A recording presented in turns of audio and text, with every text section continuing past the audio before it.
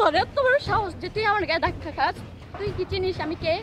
আমি এই এলাকার জমিদারের নাতিন। তোর সাহস কিভাবে হয় যে তুই আমার সাথে ধাক্কা খাস? সরি ম্যাডাম, আমার ভুল হয়ে গেছে, আমি বুঝতে পারি নাই।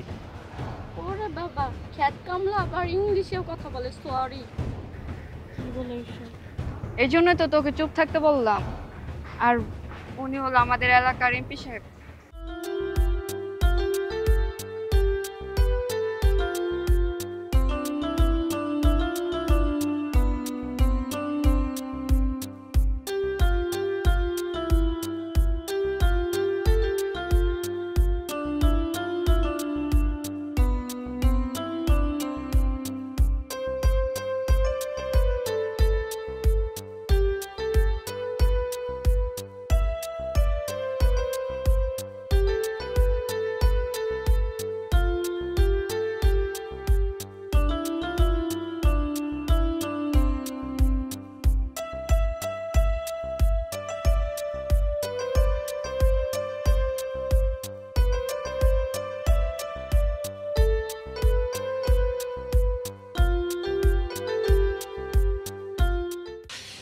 তোর এত বড় সাহস যে তুই আমার গায়ে ধাক্কা খাস?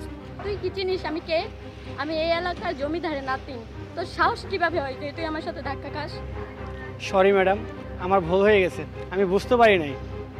ওরে বাবা, খ্যাত কামলা আবার ইংলিশেও কথা বলে, সরি। আপু বাদ দাও না। আরে তুই চুপ থাক। কামলা হয়ে আবার বলে ইংলিশে সরি। দেখেন, অনেকক্ষণ থেকে আপনি আমার সম্বন্ধে উল্টো পাল্টা কথা বলছেন। আসলে আপনার আমার প্রতি কোনো ধারণা নেই।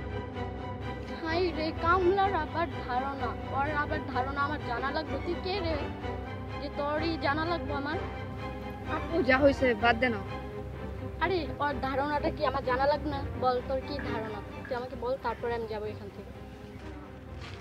স্যার, আপনার জন্য অনেক লোকজন বসে আছে, আপনি অফিসে চলেন। আরে ভাই, আপনি কি পাগল হয়েছেন নাকি? খ্যাতমাত্র একটা ছেলে বলতেছেন স্যার? কি বলছেন আপা? আপনি কি স্যারের উপর কোনো ধারণা আছে? উল্টাপাল্টা স্যারের নামে কথা বলতেছেন আপনি। এই খ্যাতমার্কা ছেলের উপরে আবার আমার ধারণা জানা লাগবে। আচ্ছা, আপনি স্যার কি এমন বিজনেস করে একটু শুনি, আমাকে বলেন তো। আপনি কি জানেন আমার স্যার আমাদের এলাকার এমপি? কি বলে এসব? এই জন্যই তো তোকে চুপ থাকতে বললাম।